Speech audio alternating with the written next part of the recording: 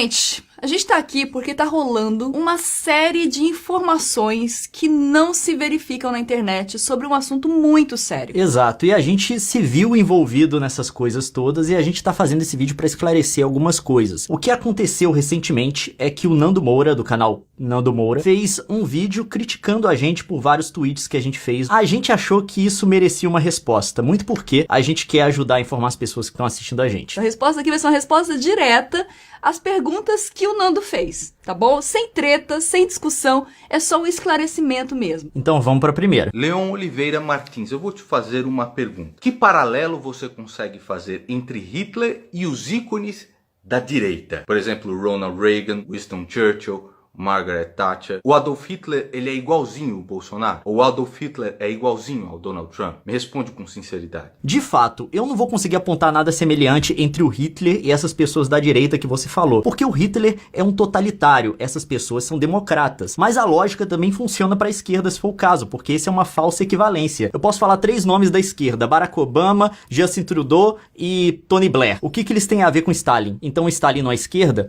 Não é assim que funciona. A distribuição do totalitarismo no espectro político vai tanto da direita como da esquerda. Ele pode chegar pelos 2 extremos do espectro. E é um perigo quando você conduz seu pensamento por aí, porque você mistura tudo no mesmo balaio. É importante entender que o totalitarismo pode existir dos 2 lados. Agora, se você comparar o Adolf Hitler com esses caras aqui, Mao Tse Tung, Stalin, Kim Jong-il, Hugo Chávez, Fidel Castro, você vai ver que cai como uma luva. Nossa, mas é exatamente o que Hitler fez. É exatamente. Só que esses caras não são da direita, eles são da esquerda. Exatamente, Nando, mas é isso que o Leon tá Exatamente, falando. eles são da esquerda, mas são totalitários. Você pode pegar outros totalitários da direita, Pinochet, a junta militar argentina, Saddam Hussein no Iraque também. Enfim, você tem governos totalitários dos 2 lados do espectro. E é justamente por serem governos totalitários que, não importa se são de direitas ou de esquerda, eles vão compartilhar muitas dessas características. Então por que é que você compara Hitler e o classifica na extrema direita? É importante dizer que não é a gente que tá classificando, tá? A novidade nessa classificação surgiu agora. De classificar como esquerda, porque historicamente, se você pegar todos os historiadores,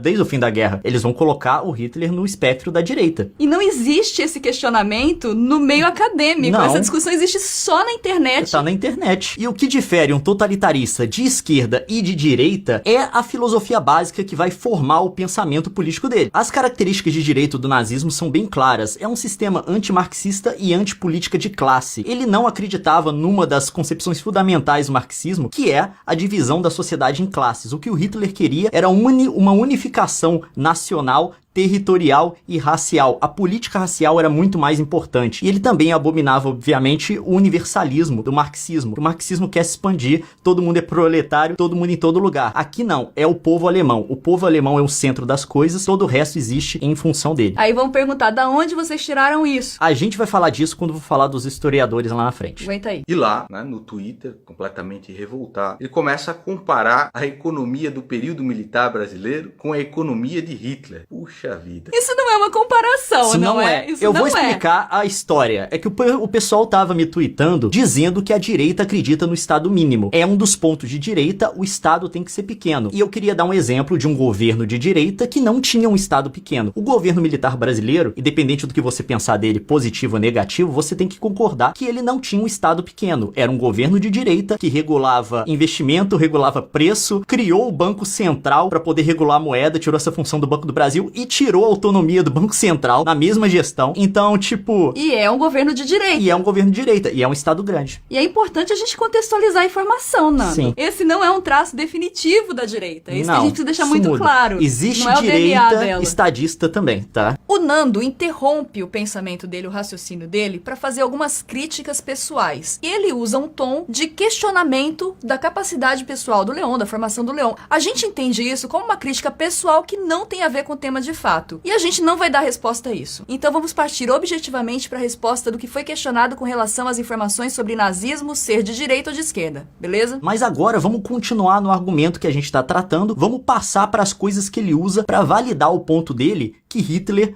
é de esquerda, o que pensadores acreditam que o Hitler seja. Agora, você que diz que todos nós somos aqui perfeitos retardados, Pierre Chanou, professor emérito, PhD da Sorbonne, membro do Instituto, comandante da Legião de Honra, ele diz o seguinte: o nazismo e o comunismo se tornaram, assim, lados opostos da mesma moeda revolucionária, gêmeos heterozigotos. Ele é um idiota também? Mas vamos lá pro que ele argumentou. Ele trouxe o Chanou, um pensador francês muito importante, e ele trouxe também uma informação de um artigo do Chanou, que é uma citação na qual ele diz que o comunismo e o nazismo eram gêmeos heterozigotos, lados da mesma moeda. Mas agora eu tenho uma pergunta pra fazer, eu queria que o Nando Moura respondesse com sinceridade. Você leu, antes de gravar esse seu vídeo, o artigo do Chanou, no qual ele usa essa argumentação do nazismo e do comunismo como gêmeos heterozigotos? Porque, como você leu, é como esse argumento é citado no Guia Politicamente Incorreto da História do Mundo. Não é o texto do Chanou, é uma citação de algumas linhas que tem em outro livro. Você leu o contexto ou você está reivindicando a autoridade do Chanou pro seu argumento só com base nessa citação? Porque aí é um perigo. Por que eu tô perguntando isso? Porque quase toda a literatura do Chanou sobre nazismo, comunismo, Segunda Guerra não foi traduzida do francês. Se não encontra em português, se não encontra em inglês também. Porque o artigo do qual esse texto do Chanou é tirado, ele só existe em francês, num banco de dados de artigos acadêmicos em francês, e você tem que pagar para poder acessar. A gente não questiona, você pode ter feito isso. A gente quer saber se você fez, só isso. Mas claro que fica o questionamento por que você fez a citação igual no Guia Politicamente Incorreto. Porque ela é contraditória ao pensamento real do Chanou se você ler o texto inteiro. Sim, eu me dei o trabalho de fazer isso, eu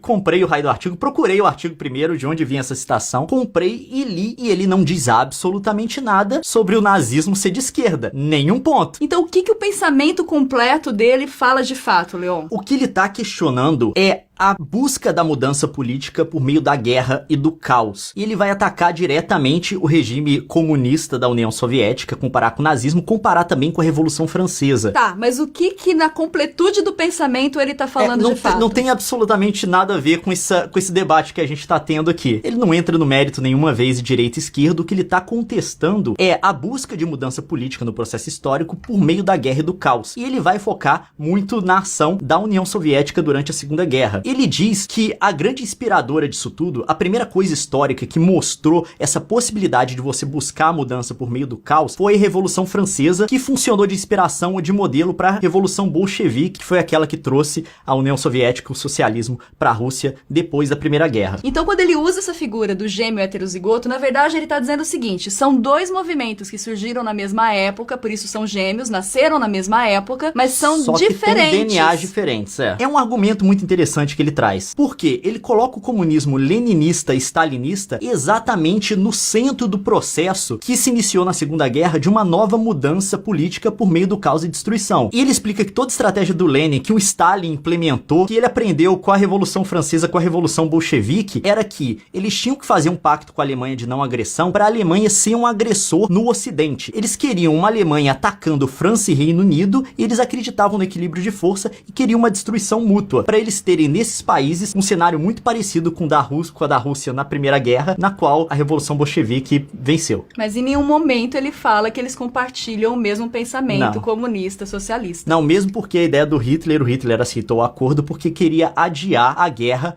com os comunistas. Porque ele queria cuidar do fronte ocidental primeiro, segurar tudo lá e depois voltar para atacar a União Soviética. É um texto muito interessante que a gente recomenda que você leia para entender a ideia total do cara e não pegar um trecho fora de contexto. E aí eu vejo um problema sério na sua argumentação, que é reivindicar ter autoridade sobre o assunto sem de fato ter lido e entendido o que a pessoa que você cita de fato pensa. É o caso de você ter reivindicado um autor, reivindicado um texto dele que absolutamente não aborda o ponto do qual você está falando.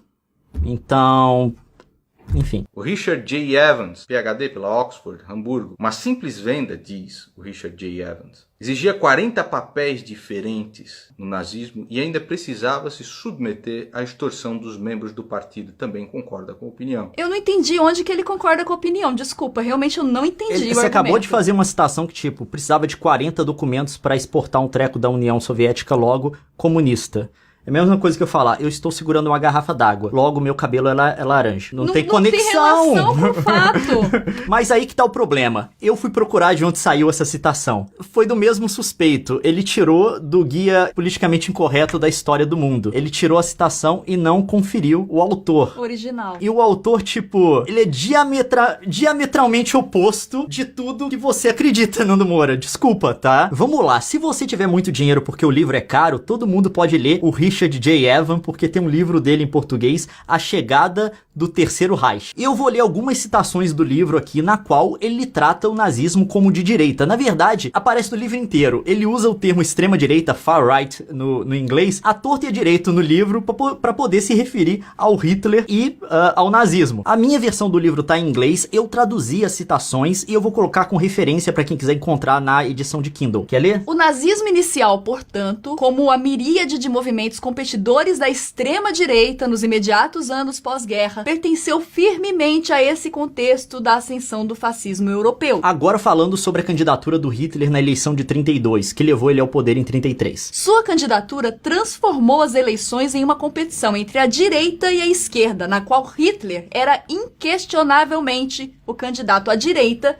o que fez Hindenburg extraordinariamente, incrivelmente, o candidato à esquerda. E agora falando sobre o aspecto cultural do nazismo, aquela coisa de cultura degenerativa, enfim. Os nazistas não eram o único partido na direita a sentir que esta grande tradição estava sendo minada pelo modernismo musical da República de... o que é isso? Não? Weimar. O qual eles atribuíam no seu jeito bruto usual a subversão judia. Então, tipo, a gente citou só algumas e são as citações pequenas, porque a gente quer ficar lendo um monte. Mas no livro, como eu disse, à torta e à direito, ele se refere ao nazismo como direita, ao nacionalsocialismo como direita ou como extrema direita. Far right é o termo que ele usa. Mas não é só isso. Tem mais coisa do Richard J. Evans, que é o seguinte. Tem um vídeo de 15 minutos no YouTube, 14 minutos dele num programa de rádio comparando o Hitler ao Trump. Aí ele fala coisa tipo isso. His attacks on the judiciary, the legal system, the media, they have some echoes too of the Nazi era. Yes,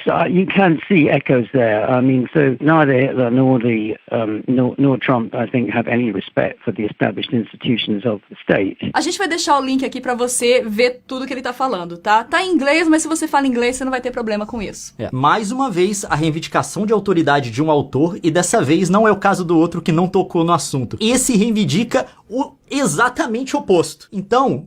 é como se eu dissesse, eu gosto de chocolate, e o Leon dissesse pra vocês, a Nilce não gosta de chocolate. Foi basicamente isso com o Richard J. Evans agora. O Richard Overy, PhD em História pela Cambridge, escreveu o livro The Dictators, tá?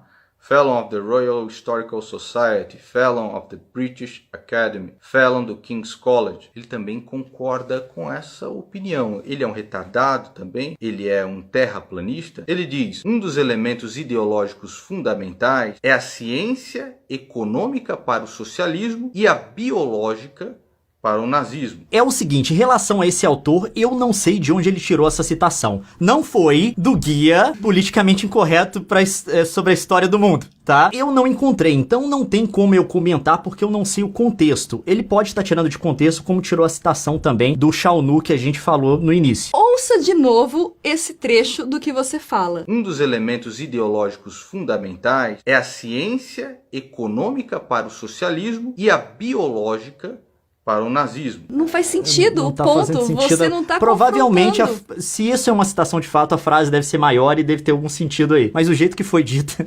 Mas é o seguinte, se você der uma olhada no livro que você mostrou aí no The Dictators, Os Ditadores, pode ser meio confuso porque ele se refere à direita na Alemanha como nacionalistas, a extrema direita do Hitler. E ele se refere aos comunistas como marxistas ou comunistas mesmo. Mas ele não usa muito o termo direita, mas de vez em quando ele solta a direita nacionalista. Dá uma olhada no livro, é o termo que ele usa. E não só isso, o próprio Richard Overy fala que comunismo e nazismo são duas coisas diferentes. But I think I want to make it clear right from the start that I don't think of communism and Nazism as the same thing.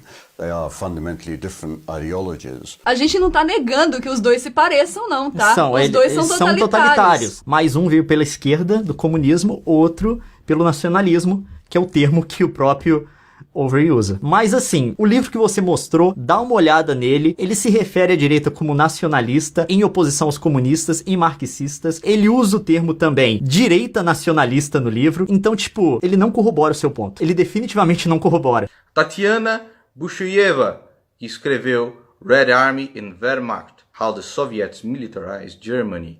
É um livro muito importante para você ler, Leon. É engraçado, em toda a literatura que eu vi sobre o assunto, eu posso estar errado, eu não vi esse livro ser citado. Ele não apareceu em referência, pelo menos nas bibliografias que eu olhei. Eu não conheço essa autora, não tenho acesso a esse livro. Se eu tentar comprar, eu acho que eu tenho que importar aqui pro Canadá, porque na Amazon só tem no Marketplace, a Amazon nem vende direto, vai ter que vir de um terceiro. Então, não tem como eu comentar esse livro. Se você tiver esse livro, puder me mostrar alguma parte dele que corrobora o que você tá dizendo, porque aqui você só jogou o nome de um autor cujo livro ninguém tem acesso. Então, enfim. Mas tira um print um pouquinho maior, assim, pra gente ler todo o contexto. Se tiver o livro, mostra na câmera, assim, de uma Full HD. Se quiser mandar pra gente também, pode mandar, a gente aceita. A gente aceita. A gente precisa ler, no fim das contas. É importante. O Ernst Toppisch escreve outro livro também, chamado Stalin's War. Tá, outro livro ao qual a gente não tem acesso, eu não consegui encontrar fácil pra comprar, não tem digital, enfim. Mas é o seguinte, eu meio que tenho a noção do que ele tá discutindo no livro. Ele trata o Stalin como o arquiteto da guerra. É um ponto que vai ao encontro do que o Shaunu falou, que essa coisa do Stalin como sendo o arquiteto da guerra por meio do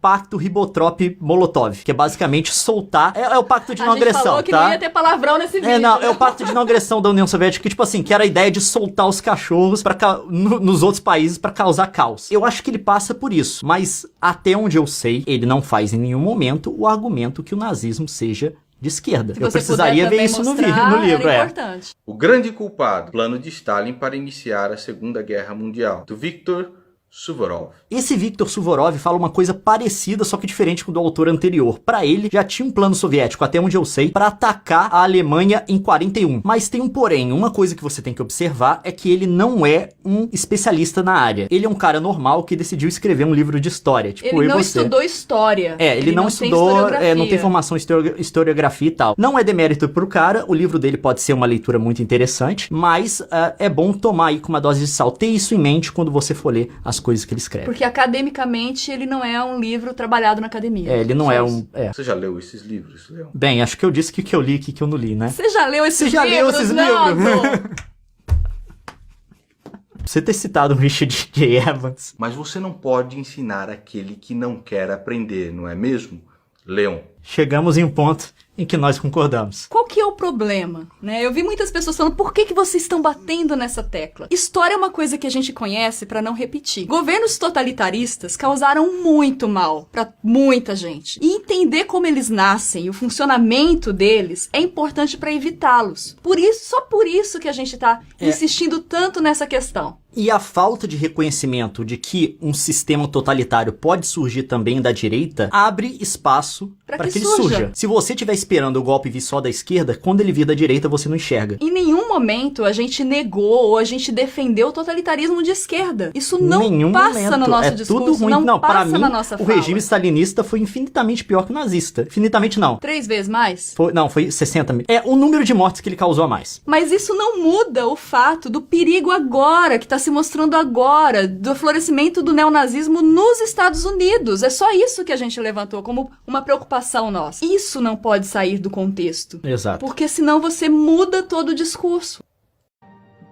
E daqui pra frente ele vai mostrar um documentário que meio que faz o argumento que o nazismo é de esquerda. Tenha muito cuidado com esses documentários que você vê na internet. Use fonte de livros de pesquisadores da área de fato pra poder aprender, porque muitas dessas coisas são tendenciosas. O cara pega uma coletânea de entrevistas de discursos de vários especialistas fora do contexto, complementa com uma narração por cima pra completar o que o cara tá dizendo com o ponto que ele quer passar. Enfim, são coisas perigosas, tá? Mas só tem uma coisa que eu vi nesse documentário que eu quero comentar. Essa frase do Marx que aparece nele. The classes and the races, too weak to master the new conditions of life, must give way.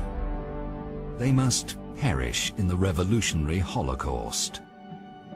Karl Marx. Na verdade, essa frase não é do Marx. É uma frase do Marx misturada com uma frase do Engels, que era amigo dele, que foi escrita em anos diferentes, que eles mudaram os sentidos das palavras pra poder parecer outra coisa. Tipo, e aqui eles colocam como uma citação do Marx. Eu não vou falar sobre o documentário inteiro, mas isso daí já passa pra você o critério pra seleção de informação que tem nele. Então, você aí, faça o seu julgamento. A gente espera sinceramente ter respondido os seus questionamentos, Nando, mas acima de tudo, a gente espera ter tranquilizado a nossa audiência e esclarecido a confusão que se formou em torno desses conceitos, que são conceitos históricos e acadêmicos. Na academia, tipo assim, você fala o nazismo é de esquerda. Não existe essa discussão. Não existe, No Facebook pode ter, mas na academia...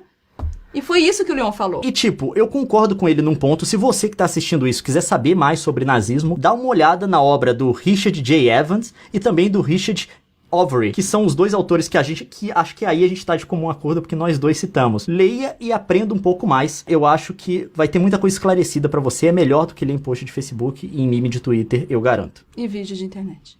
É isso, na então paz, é isso. tá, gente? Até Na mais. paz, tá respondido. Tchau. Tchau.